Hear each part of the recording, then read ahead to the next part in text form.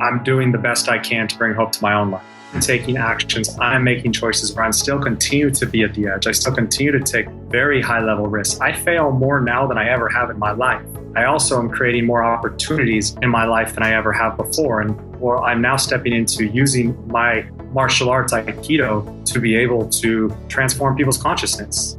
My name's Izzy Arkin. I share hope. Why not live an awesome life? Welcome to I Share Hope, the podcast where world leaders share their real stories of hope and how you can use actionable hope to start changing your life today. And now, here's your host, Chris Williams. What's up, my man? Yo, what's up?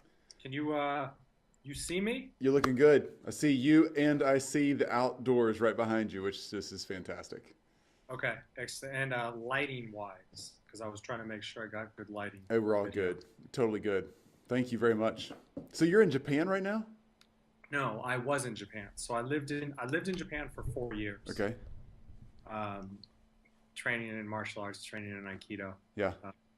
And then I left Japan, and I travel around America. That's great. Aikido, and there is more of a rooting though. I am starting to develop a foundation and a place for a base in which I'm rooted in. Nice. Yeah. So where are you right now in the U.S.? I'm in Ukiah, California, which is in Mendocino County. It's Northern California, north of San Francisco. Very nice. Man, that's beautiful up there. We spent a good bit of time there this past summer. Just loved it. Yeah.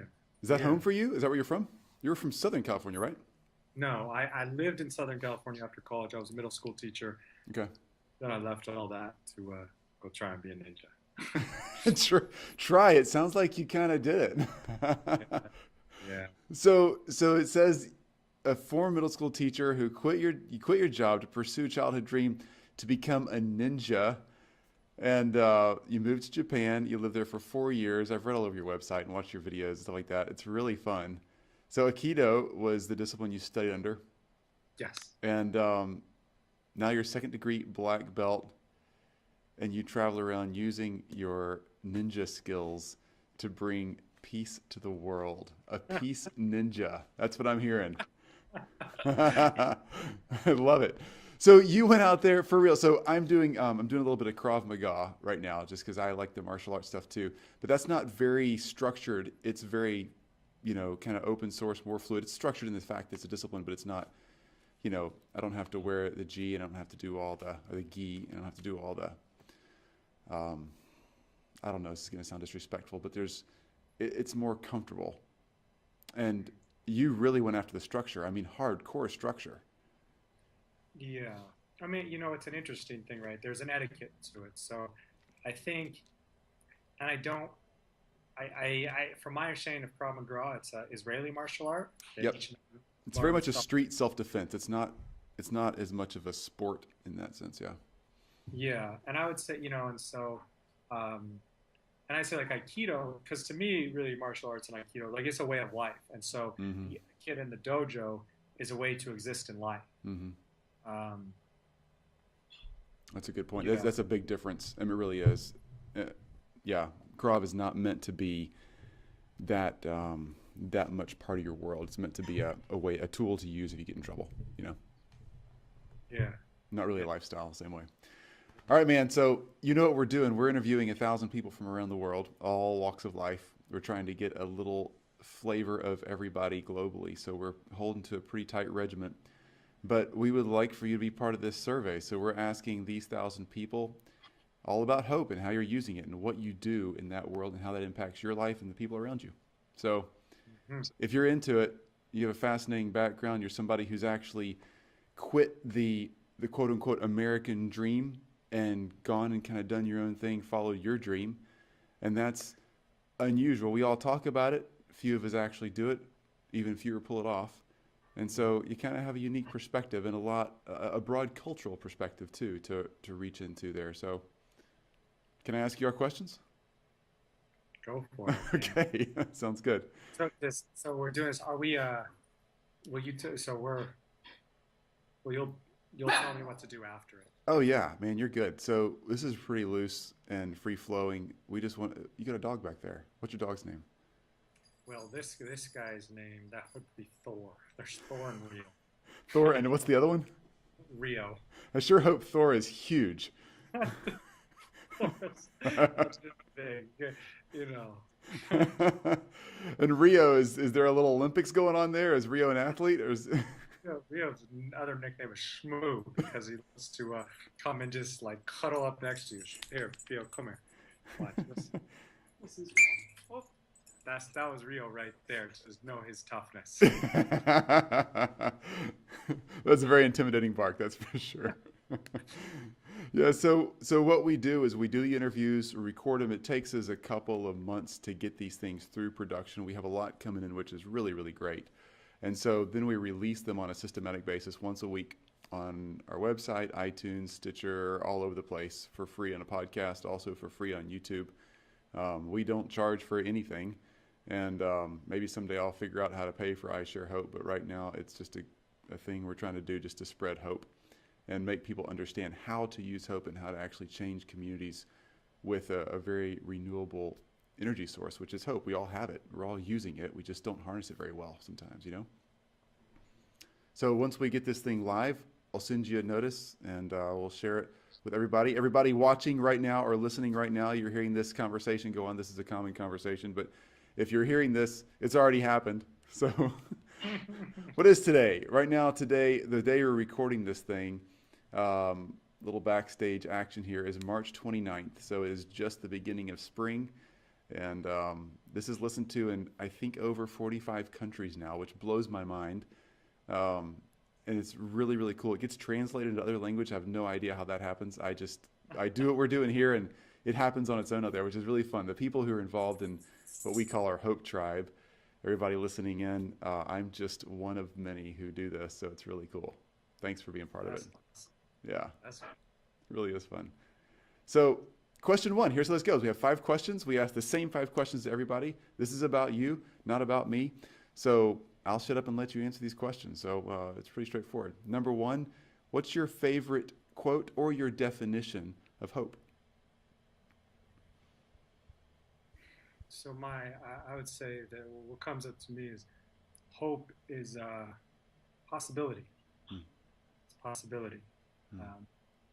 That's a great way to say it. Yeah. Yeah, I picture a seed when you say that. Like it's possibility in a seed. There's possibility in a human life. There's possibility in healing and in pursuing goals, and we all have that. So question 2 is, who's shared the most hope with you in your life? So if hope is possibility, who's been there for you and said, you know, Izzy, you have possibility. You have something there that you can go and do and be great at? Yeah. That would be my father. Be my father. He continually along this journey, along my quest to follow my childhood dream, to follow my heart, to move to Japan, to give my life to martial arts, to become a ninja. My father has always been there along the way, going, you can do it, you can do it, you can do it. Giving me that seed of possibility of that I may not know what it looks like, and I haven't known what any of it would look like. But having that seed of possibility allows me to wake up, dare to take a step. And then a step leads to a step, which leads to a step. And then before you know it, I'm just doing things I never could have imagined. Yeah, I bet. That's great. It's great to hear a dad is the one on your list. Unfortunately, we get a lot of moms, a lot of other people, a lot of friends, a lot of pets. And every now and then we get a dad. But, sometimes it seems like dads just aren't there sometimes. And it's so important for dads to hear what you just said, because dads have such an opportunity to pour into their kids' lives and be something stronger than it's a unique relationship. Nobody else can fill that role, Yes, totally. It's I think one of the things that's most amazing, I'd say, with the relationship that I've had with my father is he's really supported me to be me. And I think the challenge that some fathers may run into is that they see so much potential in their son or their daughter, and I think probably particularly their son, that they'll try and force it out of them. that is when all of a sudden an expectation gets created, and it creates a different type of feeling.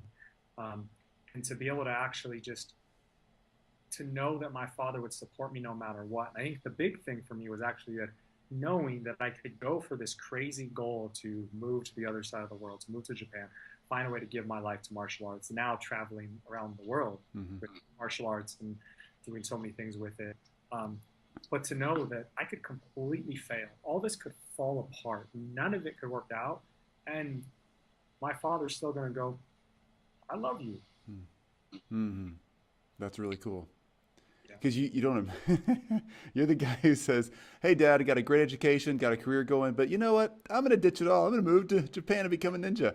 I mean, that's totally 5 or 6 year old little boy talk. And of course, everybody in my shoes, particularly I'm sure more guys than girls on this one are like, yes, American Ninja Warrior. He actually did it, you know, which is not what you did. I get it. But still, are you an American Ninja Warrior fan? It has to come out. I actually will. I'll tell you, I have gotten at this point countless emails about Ninja Warrior, and I still have yet to see an episode. So, I don't think it's quite the same thing you went and got trained in, but it sure is fun. Yeah. All right. Question 3 is a little more personal. So when was a time in your life, kind of take us back and paint this picture, tell us some real story about you when you had to really rely on hope to get you through something? Because it seems like, I mean, looking at your website, you're a professional coach, you're an accomplished martial artist, you're doing a lot of things right, and you have a lot going for you. So has it always been so nice and easy? Yeah, far from it, man. Still far from it. You know, if we want to continue to take our lives to new levels, which I believe is the true joy of life, is the continual growth, then it's that growth is becoming something that I'm not. And to become something I'm not, I got to do something I've never done and experience something and have thoughts and beliefs. And so that requires pain because I have to get rid of the previous ones. So, so in answer to your question, a challenging circumstance or situation I've experienced where I needed to really connect and touch into hope. This is actually, I'll share a story of, I'd moved to Japan, so I'd given everything up in America. And you're like 26 or 28 at this point? Yeah, so at this point I would have been about 30. Okay, awesome. I was 30 at this point.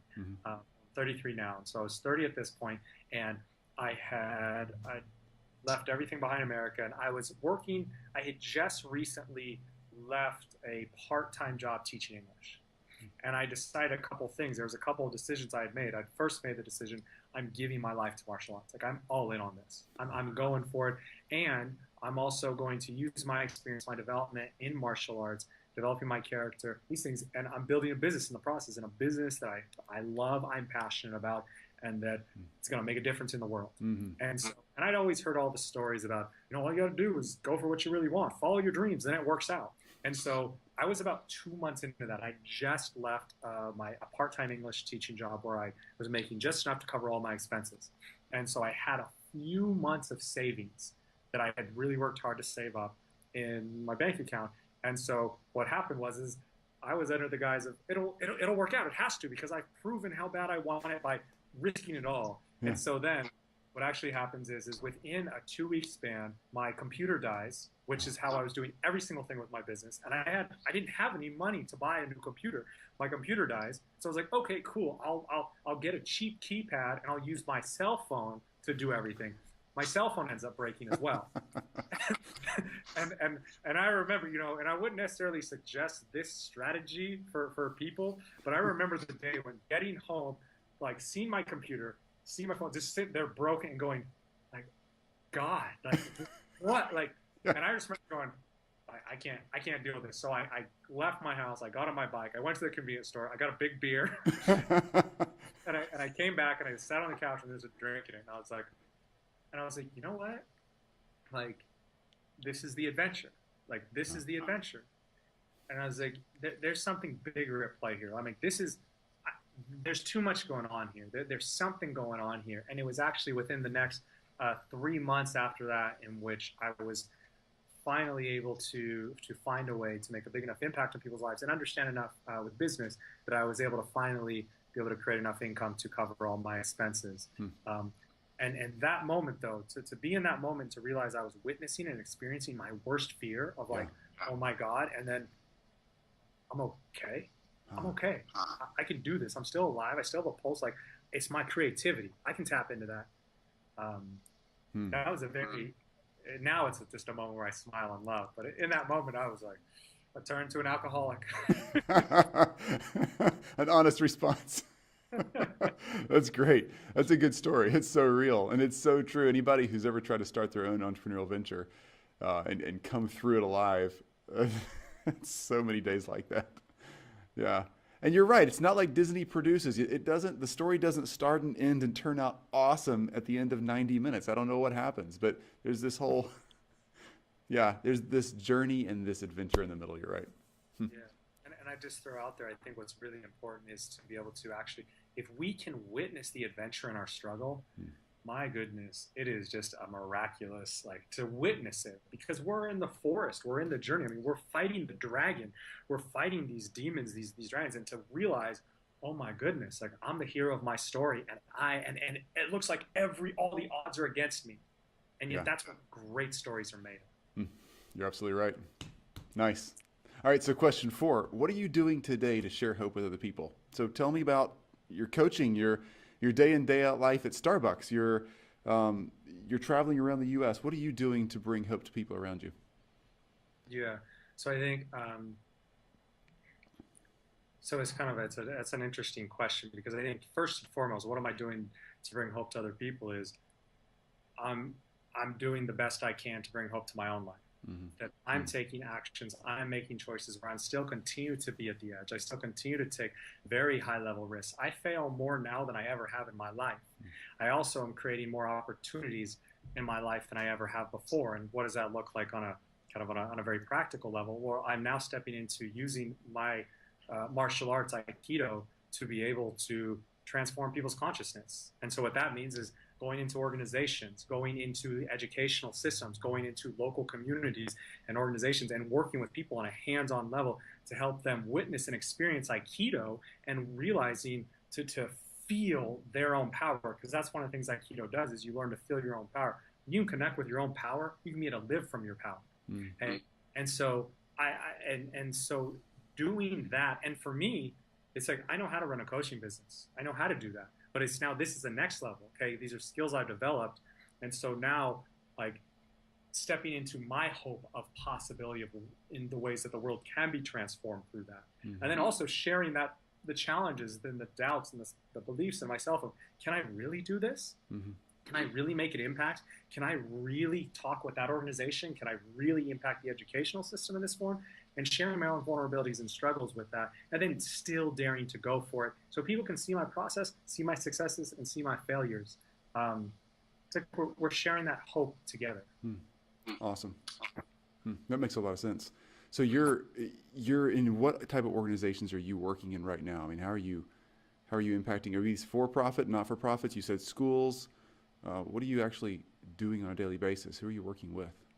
Yeah, so it varies. It's really interesting. So there's kind of like this.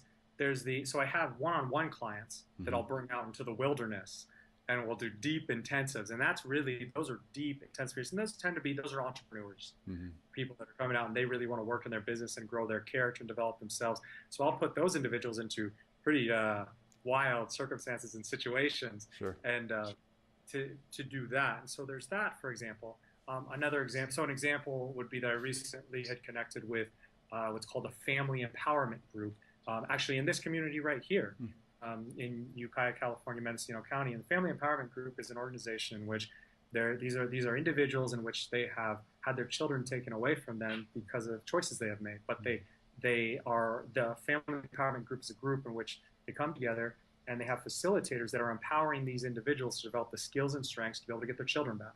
And so I'll go into the organization, or I've gone into the organization, and I'll sit down and we'll actually do Aikido practices. And one of the questions that I asked, for example, was, would you like to feel your power? Because I know if these people can feel their power, they can begin to live from their power and live from that strength and know that they can have that confidence and ability to be able to be leaders for their children, be able to leaders for themselves. And so we'll actually do Aikido techniques. And Aikido is really about an opening, a relaxed scene, and also a balance, a centering. And so I'll do the techniques with them, and I'll have them grab each other and do it. And then I'll ask them, I'll go, okay, do you feel, do this? And I'll show them how to do it wrong.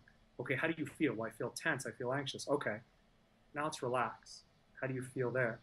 It's like, well, I feel more calm. I feel more balanced. Okay, how are you showing up in your life? You haven't, we haven't, you've literally within the last 5 seconds, you've just made a difference in how you're being.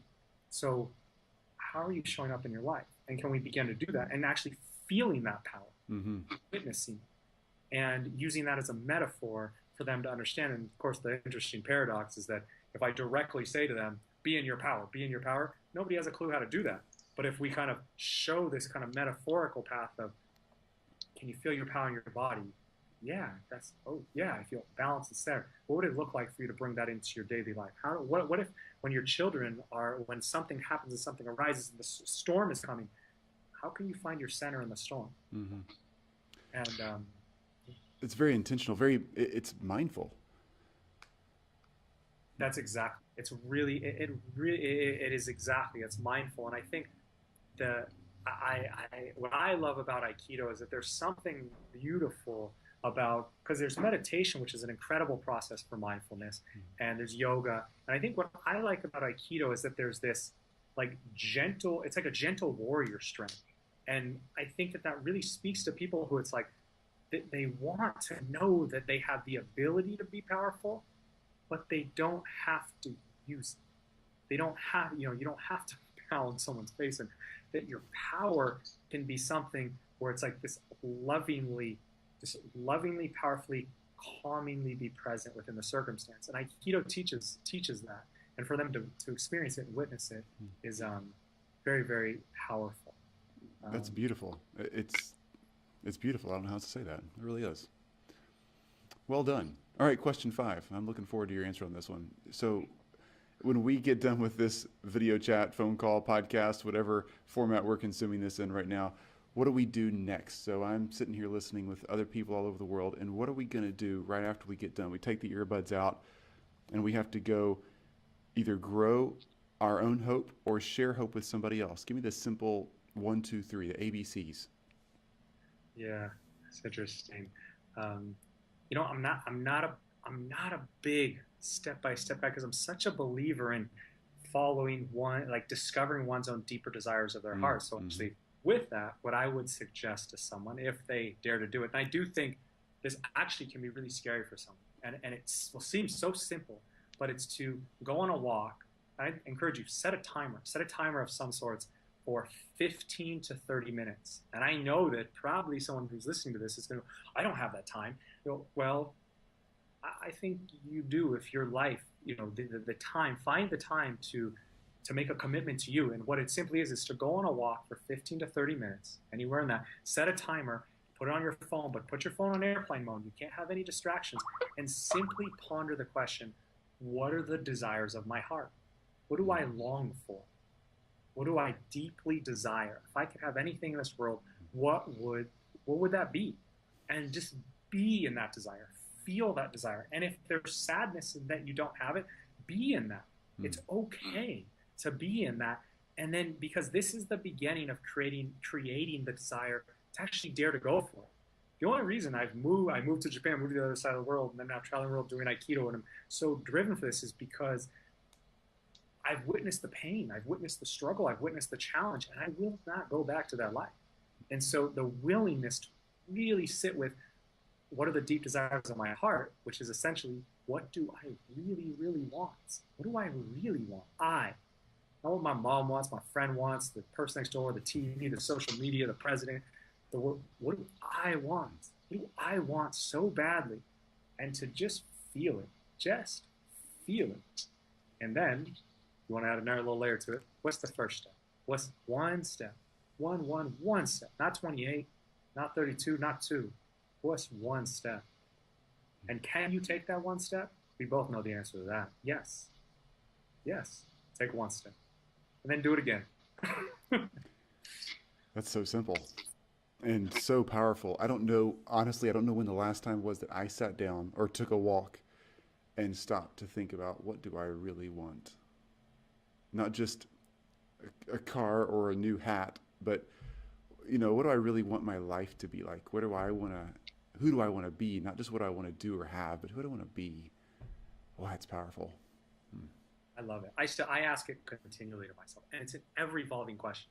So it's important to know it's not a definitive answer. You don't get the answer and then it's like, oh, good, I know what I want for the rest of my life. It's like, it's ever evolving and ever growing to that layering of discovering the deep desires of our heart and then daring to live it. It's an adventure, man. It's an adventure. I love it. I love your adventure. So where can we follow this adventure? Facebook, Twitter, websites? Tell us all about it. Where do we find you? Cool. So if you go Facebook, I don't even know how people find me on Facebook, but they do. But I think it's easy. So Izzy Arkin, IZMAEL ARKIN. You can just follow me on Facebook. I share on a pretty regular basis what's going on with me there. Okay. And then there's also, you go to 30yearoldninja.com, which that's the number, 30yearoldninja, or why not live an awesomelife.com. Yeah, I see them all there. Perfect. Yeah. That's really fun. Okay, so we're going to put all these links and anything else you want to send over on our website, isharehope.com.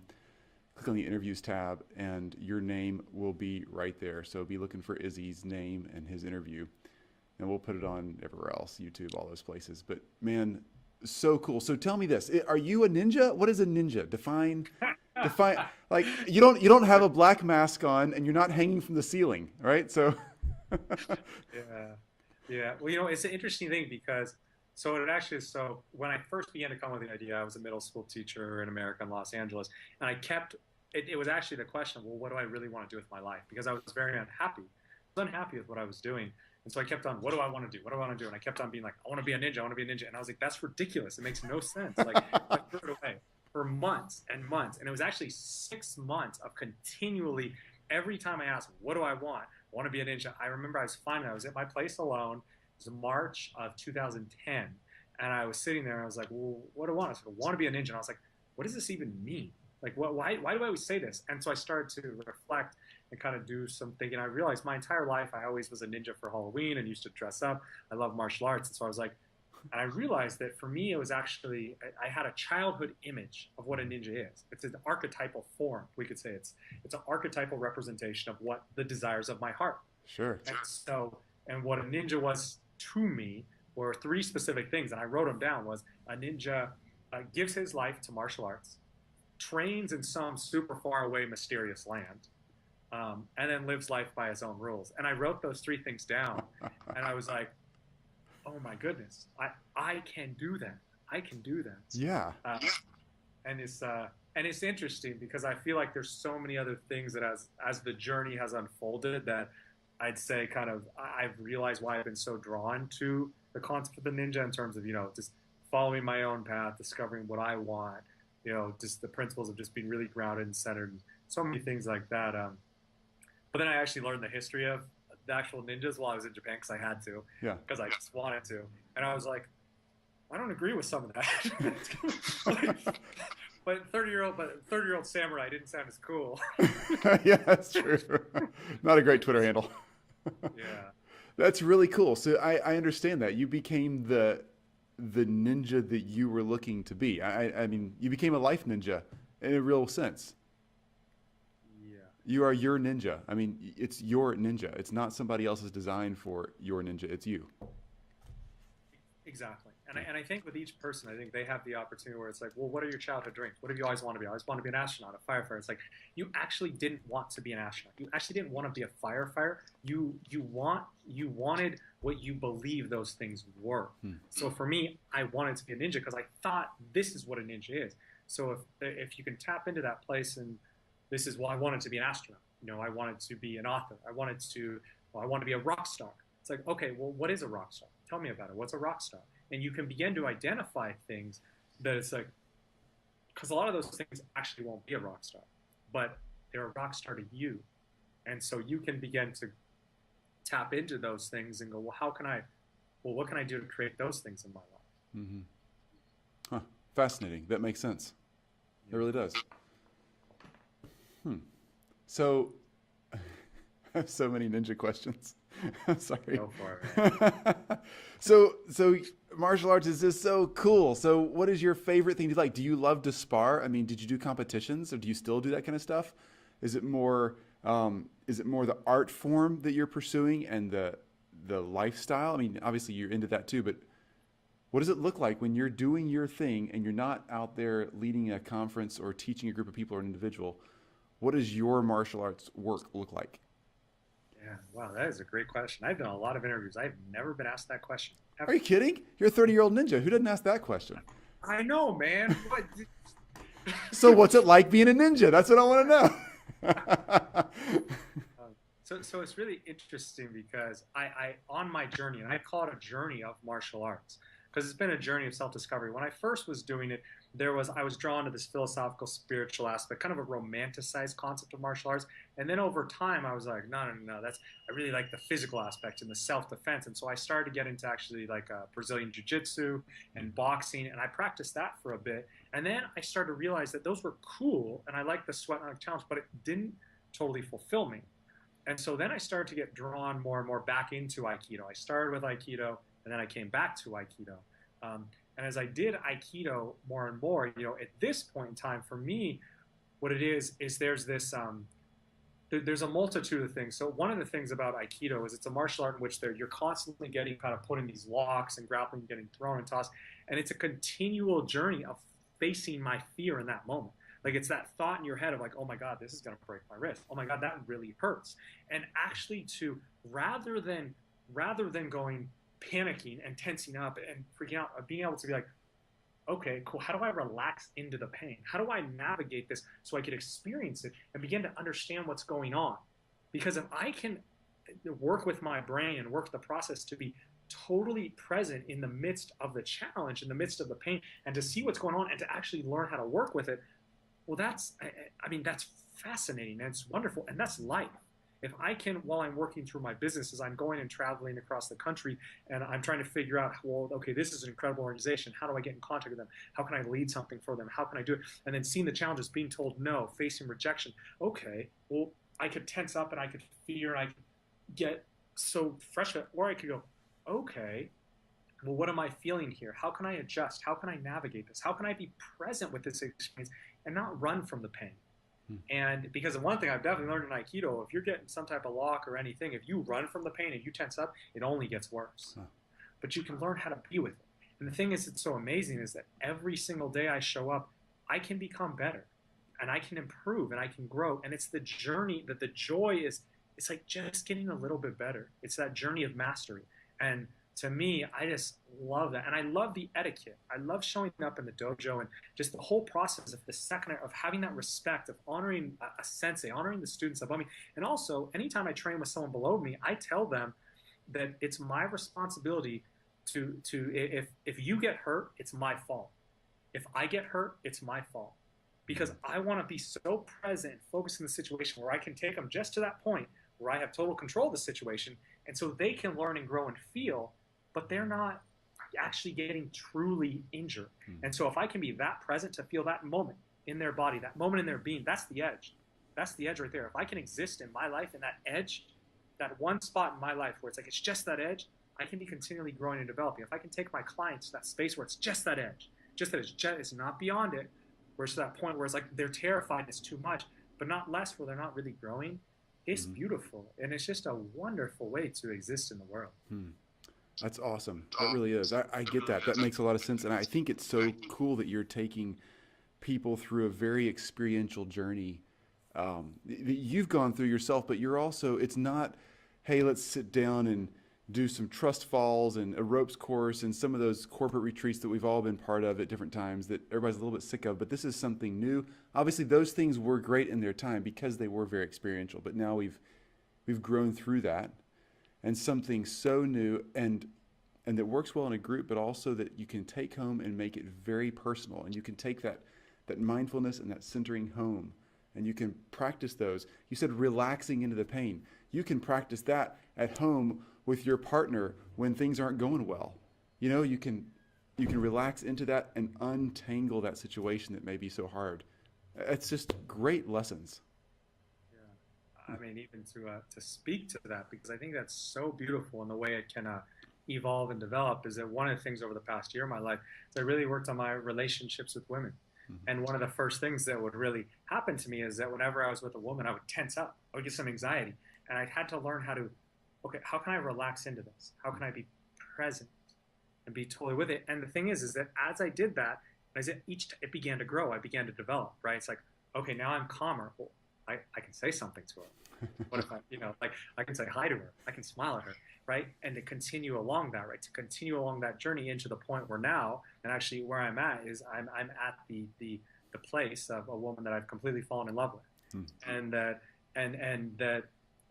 so to be able to bring that level of presence and focus into the relationship, and so now we can grow together, where it's that it's a relationship, things arise, but to be able to bring and go, if anything arises, to be like, oh, like I'm feeling just a deep depth of love for you, or I'm feeling hurt because of this. Mm-hmm. And to be able to just come from that space, what's amazing to me is it creates this depth of trust with one another.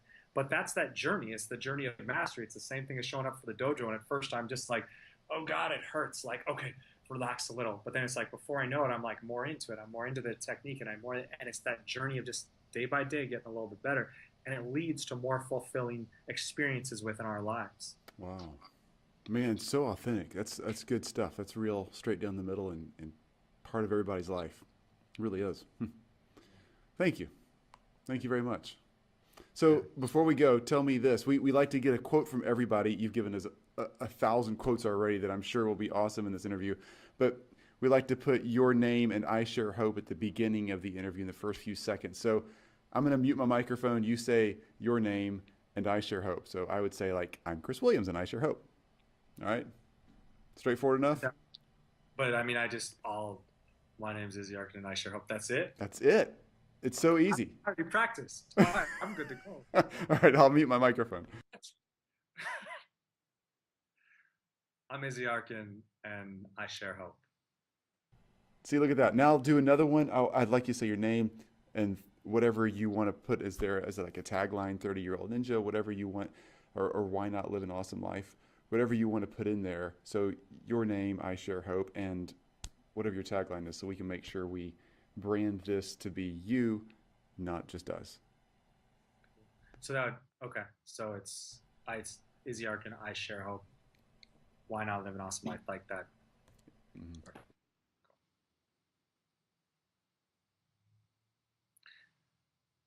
My name's Izzy Arkin. I Share Hope. Why not live an awesome life? See, I love that, man. I love your website name. Why not live? That's just it's a great name. It's so straightforward. Man, this is good. I love this. Thank you for your time. I know you're busy. I know you get plenty of requests for these kind of things. And I know you have other things to do in life, like going out and putting on your black mask and your outfit and your big sword and sticking to ceilings. But you got to watch American Ninja Warrior. You just have to at least watch one episode, and then you can decide if you should compete or not. No, but as I understand who you are more and more, I realize, the American Ninja Warrior thing is really hype. It's PR, it's marketing, it's an athletic game, and there's some phenomenal athletes on there. But it's not the lifestyle practice that you're engaging in. It's not what you have chosen to pursue. And I think what you've chosen to pursue is truly meaningful and deep and has long-term implications that are very positive. Thank you. Thank you. Thank you. And I think this is pretty amazing what you're doing here. Really, and it's really important. People, just that hope. I mean, that is, we need hope.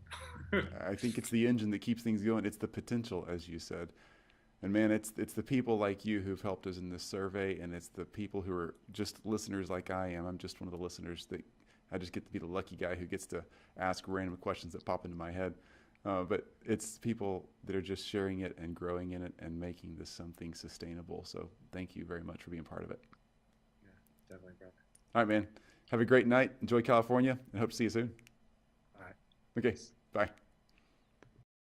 You've just listened to I Share Hope. If you're ready to make a change, head to our website at isharehope.com and claim your free copy of the top 10 actions of hope from world leaders to use hope in your own life. Thanks for listening, and we'll talk to you next time.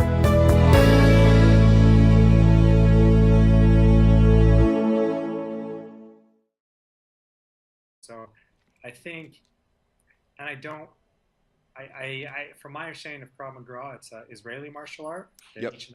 It's very much a street self-defense. It's not as much of a sport in that sense. Yeah. Yeah. And I would say, and I say like Aikido, because to me, really martial arts and Aikido, like it's a way of life. And so the kid in the dojo is a way to exist in life. That's a good point. Yeah. That's a big difference. I mean, it really is. Yeah. Krav is not meant to be that much part of your world. It's meant to be a tool to use if you get in trouble, Yeah. Not really a lifestyle, same way. All right, man. So you know what we're doing. We're interviewing 1,000 people from around the world, all walks of life. We're trying to get a little flavor of everybody globally. So we're holding to a pretty tight regiment. But we would like for you to be part of this survey. So we're asking these 1,000 people all about hope and how you're using it and what you do in that world. I'm doing the best I can to bring hope to my own life. I'm taking actions. I'm making choices where I still continue to be at the edge. I still continue to take very high level risks. I fail more now than I ever have in my life. I also am creating more opportunities in my life than I ever have before. And I'm now stepping into using my martial arts, Aikido, to be able to transform people's consciousness.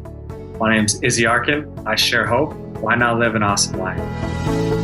Welcome to I Share Hope, the podcast where world leaders share their real stories of hope and how you can use actionable hope to start changing your life today.